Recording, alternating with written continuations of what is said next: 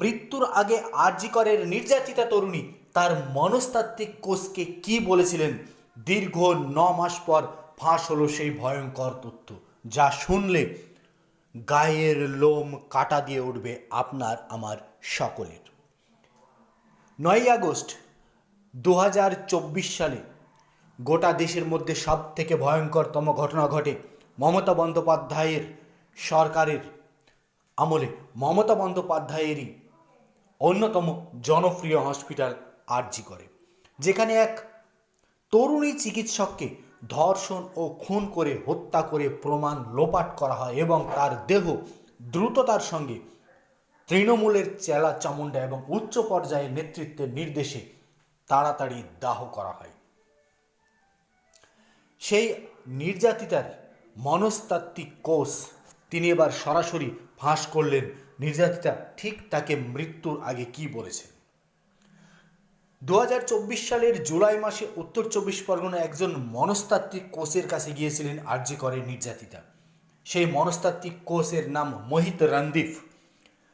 তিনি জানিয়েছেন একেবারেই ঘুমোতে পারছিলেন না তিলোত্তমা, শরীর তার অবসাদে ভেঙে গিয়েছিল। তা নিয়ে তার কাছে গিয়েছিলেন তিলোত্তমা। একথা শুনে মনস্তাত্ত্বিক কোচ তার কাছে জানতে চেয়েছিলেন তার সমস্যাগুলো কী কী, তার ঘুম কেন আসছে না, কেউ তাকে চাপ দিচ্ছে নাকি, নাকি কাজের জায়গায় তার ক্ষেত্রে যা ঘটছে সকলের ক্ষেত্রেই তাই ঘটছে, নাকি তাকে অতিরিক্ত কাজের চাপ দেওয়া হচ্ছে। জবাবে আরজি করের ওই চিকিৎসক পড়ুয়া বলেন এমনভাবে তাকে ডিউটি দেওয়া হচ্ছে, পর্যাপ্ত ঘুম আসছে না।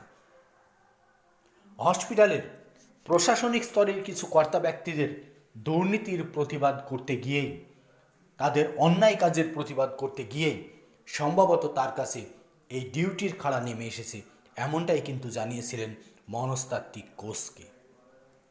তাহলে প্রকাশ্য যে আরজি করের বড় বড় মাথারা তাকে প্রতিনিয়ত মানসিক অবসাদের মধ্যে রাখত, এমনভাবে তার ডিউটি দেওয়া হতো যে বাধ্য হয়ে তাকে ডিউটি করতে হতো।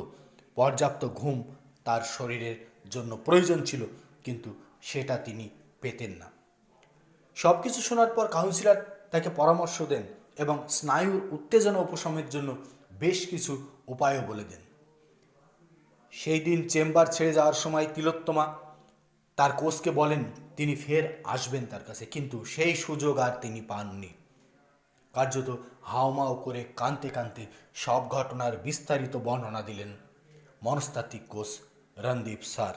আরজি করের তিলোত্তমার মৃত্যুর আগে ঠিক যা যা তাকে বলেছিলেন, এক কথায় রণদীপ স্যার বলতে চাইলেন আরজি করের উচ্চ পর্যায়ের কর্তা ব্যক্তিদের চাপ ছিল, এমনটাই তিলোত্তমা বলতে চেয়েছিলেন, যার জেরেই কার্যত এই ভয়ানক পরিণতির শিকার হতে হলো তিলোত্তমাকে।